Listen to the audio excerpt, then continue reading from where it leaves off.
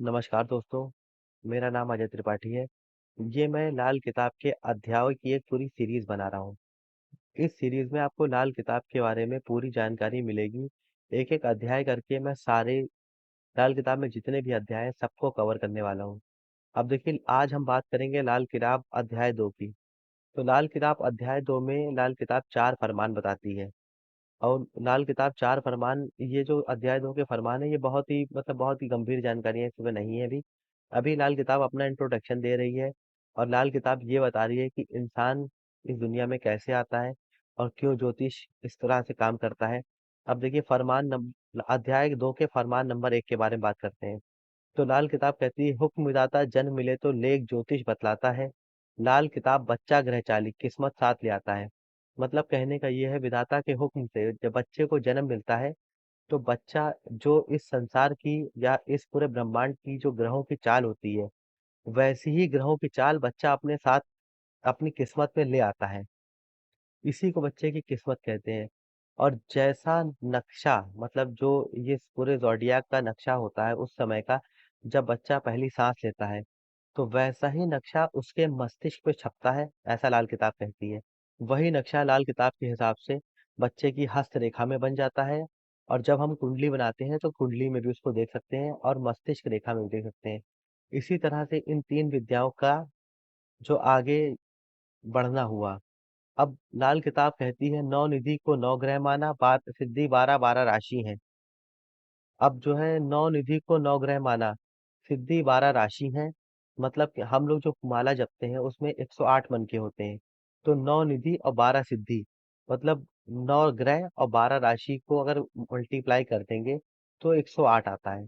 तो यही लाल किताब फरमान नंबर 1 में कहती है कि कोई भी इंसान अपने भाग्य के लिए 108 मनके की माला जपता है तो वो उसके लिए सर्वोत्तम माना जाता है। अब ऐसे ही जैसे जो लोग नक्षत्रों को फॉलो करते हैं या जो वैदिक ज्योतिष करते हैं, तो उसमें क्या होता है, 27 नक्षत्र होते हैं और हर नक्षत्र के 4 चरण होते हैं। तो 27 इंटू 4 अगर आप करते हैं तब भी 108 आता है। इस तरह से लाल किताब का फरमान नंबर 1 पूरा होता है।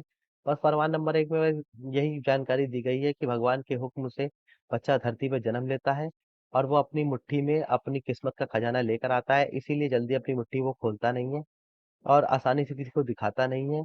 और ऐसा खजाना भगवान ने उसको इस तरह से दिया होता है ताकि उसके कि भाग्य में या उसकी किस्मत में जो लिखा हुआ है वो कहीं गुम ना हो जाए। तो लाल किताब अध्याय 2 का फरमान नंबर 1 पूरा हुआ। अब हम लोग बात करते हैं फरमान नंबर 2 की, कि ईश्वर ने इंसान के साथ उसके लिए मुकर्रर किए हुए कामों का हुक्मनामा उसकी हथेली पर लिखकर इस ढंग से भेज दिया कि वह कभी गुम ना हो पाए और ना ही उसमें कोई तब्दीली या धोखाधड़ी की जा सके। मतलब कहने का ये है कि इंसान के जो हुक्मनामा जो ईश्वर की तरफ से निश्चित मुकर्रर उसकी किस्मत की गई है, वो उसकी हथेली की हस्त रेखाओं पे लिखी हुई है और इस ढंग से ईश्वर ने भेजी है कि उसको कोई भी जो है गुम ना कर सके। और इसीलिए लाल किताब भगवान श्री कृष्ण का जिक्र करती है कि भगवान श्री कृष्ण ने गीता में कहा था, यत ब्रह्मांडे तत् पिंडे, अर्थात जैसा यह ब्रह्मांड है वैसे ही हमारा पिंड है।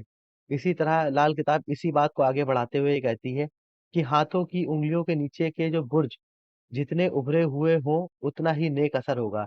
ये फरमान नंबर 2 की बात है। ये जो उंगलियों के नीचे के बुर्ज देख रहे हैं, ये उंगलियों के नीचे के बुर्ज होते हैं।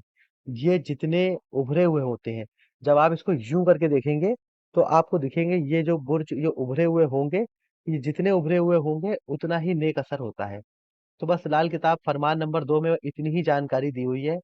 इंसान की किस्मत एक मुकर्रर है और जो मुकर्रर किस्मत है वो उसकी हस्त रेखा की उंगलियों में भी निर्धारित है और कुंडली में भी है। अब हम लोग बात करेंगे लाल किताब फरमान नंबर 3 की। अभी तक जो जानकारी दी गई है वो जानकारी लाल किताब में बस ये फौरी तौर पे जानकारियां हैं। ये जानकारियां ऐसी हैं कि आप बेसिक नॉलेज के लिए आप लाल किताब फरमान नंबर 3 में देखिए क्या कहती है। लाल किताब फरमान नंबर 3 में करती है, मर्द का दाया हाथ उसकी तदबीर, मतलब उसकी मेहनत करने का और उसके हाथों से जो कर्म करके जो फल वो पाएगा वो मर्द का दाया हाथ होता है। और जो मर्द का बायां हाथ होता है वो उसकी तकदीर, जो उसको किस्मत से मिलेगा वो उसके बाएं हाथ में होता है।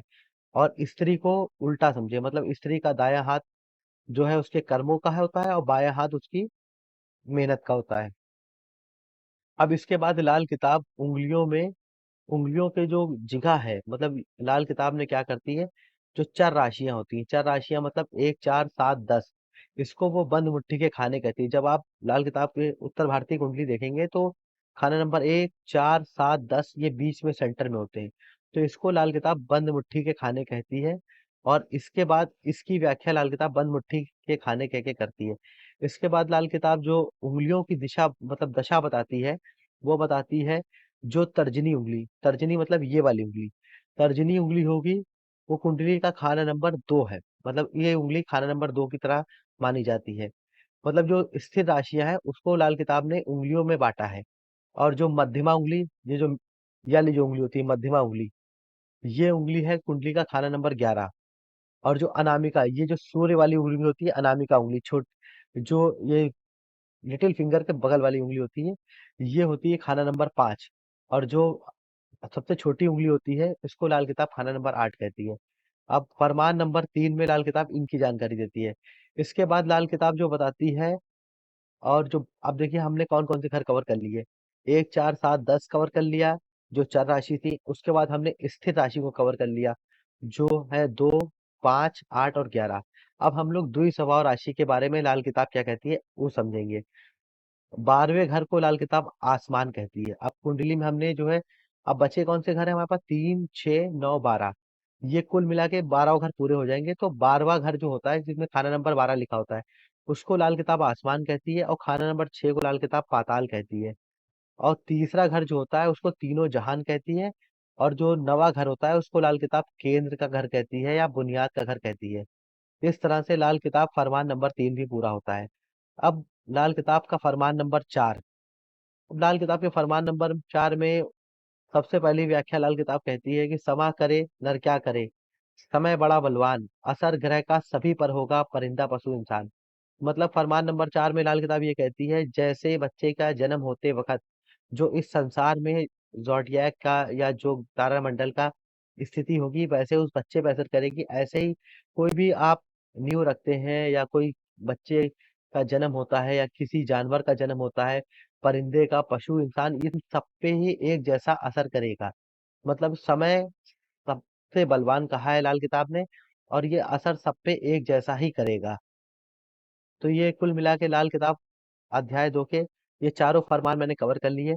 अगर आपको मेरा वीडियो अच्छा लगे तो आप मेरे चैनल को सब्सक्राइब कर लिए, मेरे वीडियो को लाइक करिए। मैं लाल किताब अध्याय के सारे अध्याय एक एक करके सारे अध्याय कवर करूंगा और प्रयास करूंगा आसान भाषा में आपको समझाने की कि लाल किताब के जो अध्याय हैं उनमें क्या लिखा हुआ है। अभी तो आपने जो 2 अध्याय मतलब पढ़े हैं ये तो बेसिक नॉलेज है।